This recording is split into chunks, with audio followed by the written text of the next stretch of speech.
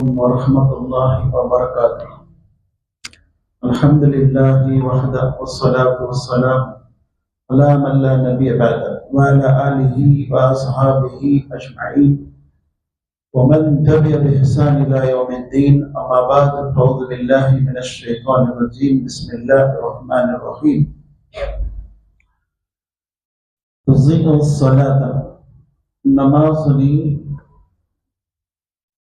పాడు చేయటము, నమాజుని భద్రపరచకుండా నాశనం చేసుకోవటము. దీనికి సహీహ్ బుఖారీ యొక్క హదీస్ వస్తుంది. హదీస్ నంబర్ 529.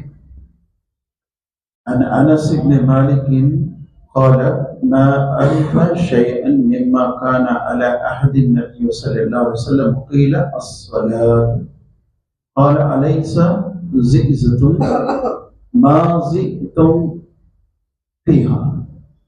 అనస్ బిన్ మాలిక్ రజియల్లాహు వారు ఒకసారి దమష్క్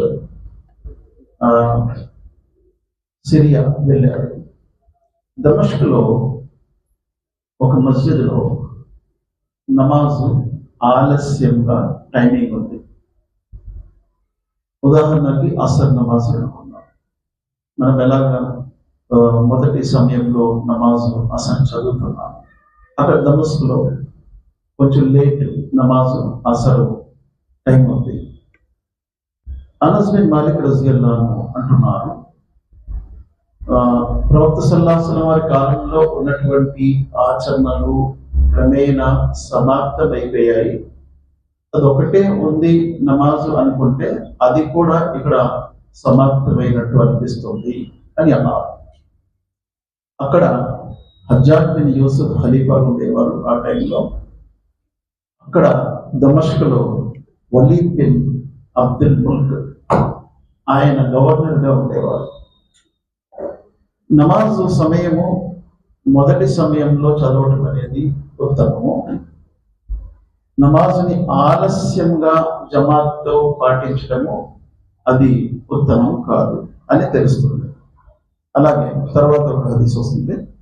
సుమ్రా బిన్త్ జుందబ్ రజియల్లాహు సుమ్రా బిన్ జుందబ్ రజియల్లాహు వారు హదీస్ ఉల్లేఖిస్తూ అంటున్నారు, మహాప్రవక్త ముహమ్మద్ సల్లల్లాహు అలైహి వసల్లం వారు మేరాజ్కి వెళ్ళారు. మేరాజ్కి వెళ్ళేటప్పుడు ఒక వ్యక్తిని చూశారు. ఆ వ్యక్తి యొక్క తలను పగులగొడుతున్నారు. حدثنا سمرة بنت جندب رضي الله عنه عن النبي صلى الله عليه وسلم في رؤيا أما الذي يسلب رأسه بالهجرة فإنه يأخذ القرآن فيحفظه وينام عن الصلاة المكتوبة. ప్రవక్త సల్లల్లాహు అలైహి వసల్లం వారు కలలో, అంటే మేరాజు రెండు జరిగాయి. ఒకటి కలలో, ఒకటి దేహపరంగా వెళ్ళారు.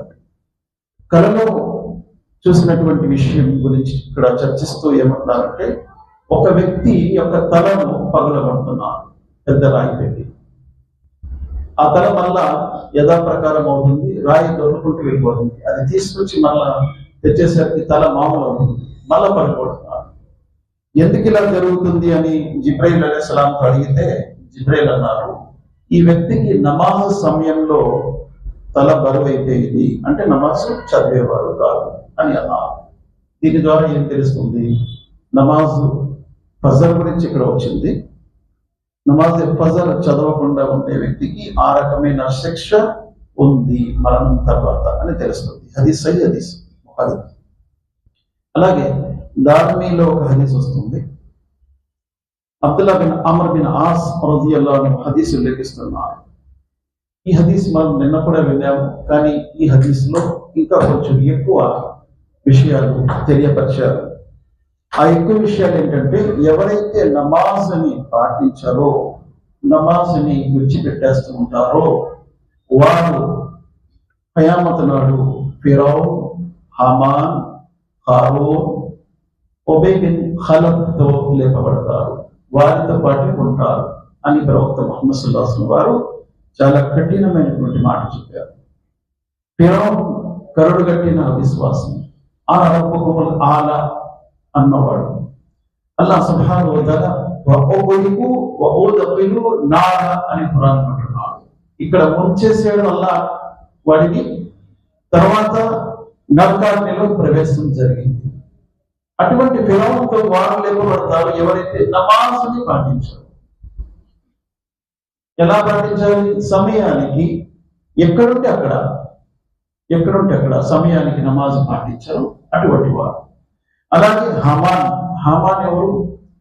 قال فرعون يا هامان ابن لي صرحا لعلي أبلغ أسباب السماوات فاطلع إلى إله موسى وإني لأظنه كاذبا. సూరే మోమిన్ 40వ సూరాలో వస్తుంది. ఫిరౌన్ హామాన్ అంటున్నాడు, హామాన్ నా కొరకు ఒక మెట్లు తయారు చేయి, నేను ఆకాశంలో వెళ్ళి మూసా చెప్తున్నటువంటి దేవుడు ఉన్నాడో లేడో చూస్తాను. ఎందుకంటే మూసా అబద్ధం చెప్తున్నాడు. ఈ ఆయతలో ఎన్ని విషయాలు తెలుస్తుంది చూడండి. మూసా అలైహిస్సలాం యొక్క విశ్వాసం కూడా, ఆయన చెప్పినటువంటి మాట కూడా ఏంటంటే అల్లాహ్ పైన ఉంటాడని, అన్ని చోట్ల ఉంటాడని కాదు, పైన ఉంటాడు. అందుకే అన్నాడు ఫిరౌన్, హామాన్ నాకు ఒక మెట్లు కట్టి నేను ఆకాశంలో వెళ్ళి మూసా యొక్క దేవుడు ఉన్నాడు లేడో చూస్తాను. ఈ హామాన్ ఎవరు? ఫిరౌన్ యొక్క ముఖ్యమంత్రి. అలాగే హామాన్ తర్వాత హారూన్ గురించి ఏమొచ్చింది?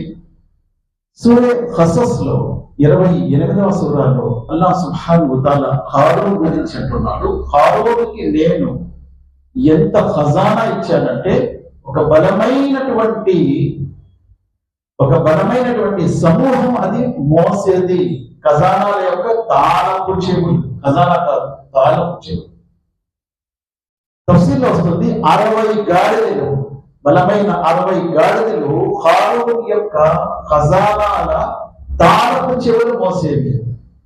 మరి ఖజానాలు ఎట్లుండేవి? తాళపు చెవులే అంత బరువు ఉండేదంటే గాడిద చాలా బరువు మోస్తుంది.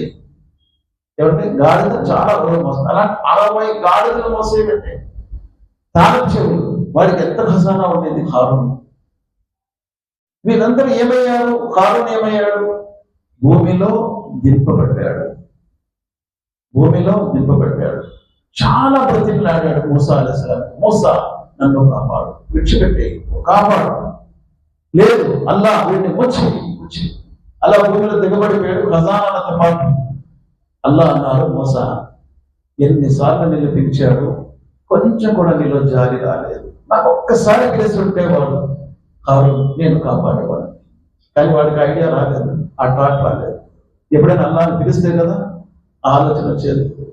అలా వాడు దిగబడిపోయాడు. ఈ ముగ్గురు అయిపోయాడు. ఇంక 4వ వాడు ముహమ్మద్ సల్లల్లాహు అలైహి వసల్లం ఎవరు? ఉబై బిన్ ఖలఫ్ అన్నారు.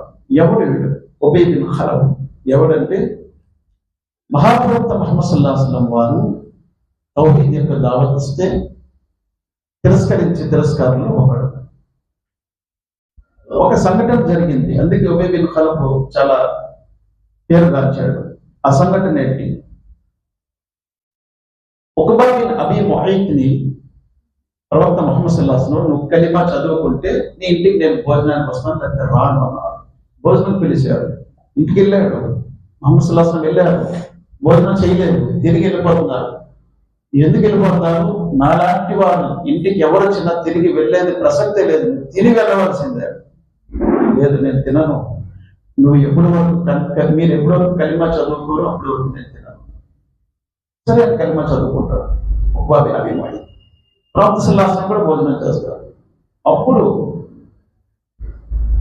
ఉబై బిన్ ఖలఫ్ వచ్చి అంటాడు, నీచుడా, దుర్మార్గుడా, నువ్వు కలిమా చదువుకున్నావా? ఈ విషయం నాకు తెలిసింది. లేదు ఉబై, కోపపడద్దు. నేను అంత పెద్ద వ్యక్తి అయినా మా ఇంటికి వచ్చి భోజనం చేయకుండా వెళ్ళాడంటే నేను ఎలా అనుకుంటాను? అందుకే ఆయన్ని ఇష్టపెట్టడం కొరకు, మభ్య పెట్టడం కొరకు నేను కలిమా చదివాను, అంతేగాని హృదయపూర్వకంగా చదవలేదు. సరే, నువ్వు హృదయపూర్వకం చదవలేదని నేను నమ్మాలంటే నువ్వు ముహమ్మద్ సల్లల్లాహు అలైహి వసల్లం వారిపై ముఖంపై ఉమ్మాలి, ఉయ్యాలి. సరే, నేను ఉమ్ముతాను అని చెప్పి వెళ్ళాడు ఉక్బా బిన్ అబీ ముఐత్. వెళ్ళాడు. వెళ్ళి ముహమ్మద్ సల్లల్లాహు అలైహి వసల్లం మీద ఉమ్మాడు, చివాట్లు పెట్టి ఉమ్మాడు. ఉమ్మేటప్పుడు ఆ ఉమ్ము తిరిగి మళ్ళా వీడి మీద వచ్చి పడింది, వీడి ముఖం మీద పడింది. వాడు చనిపోయినంత వరకు కూడా అది కాలుతూనే ఉండేది వాడి ముఖం అంతా. ఇది జరిగింది.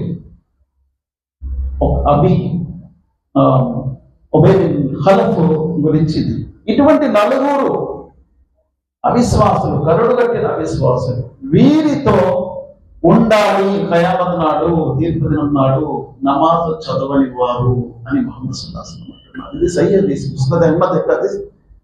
హదీసులో ప్రవక్త ధార్మిక హదీస్ ప్రవక్త ముహమ్మద్ సల్లల్లాహు అలైహి వసల్లం అంటున్నారు, అటువంటి వారితో వారు ఉంటారు నమాజీలు, నమాజ్ చదవని వారు. కాబట్టి నమాజ్ని మనము చదవకుండా అటువంటి వారితో ఉండటం కంటే నమాజ్ చదివి సజ్జనులతో, ప్రవక్తలతో ఉండటం ఉత్తమం. యూసుఫ్ అలైహిస్సలాం దువా చేశారు. ఆ దువా ఏంటి? రబ్బీ ఖద్ ఆతైతని మినల్ ముల్కి వ అల్లమ్తని మిన్ తఅవీలిల్ హదీస్ ఫాతిరి సమావాతి వల్ అర్ద్ అంత వలియునా ఫిద్ దునియా వల్ ఆఖిరా తవఫని ముస్లిమన్ వ అల్హిక్ని బిస్సాలిహిన్.